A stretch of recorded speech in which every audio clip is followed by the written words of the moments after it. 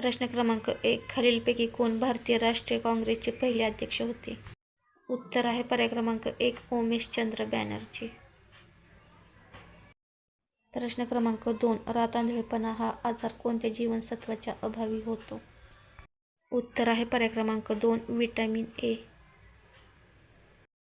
प्रश्न क्रमांक 3. शेतकऱ्याचा आसूड या पुस्तकाचे लेखक खालीलपैकी कोण आहेत? उत्तर आहे पर्याय क्रमांक 1. महात्मा फुले.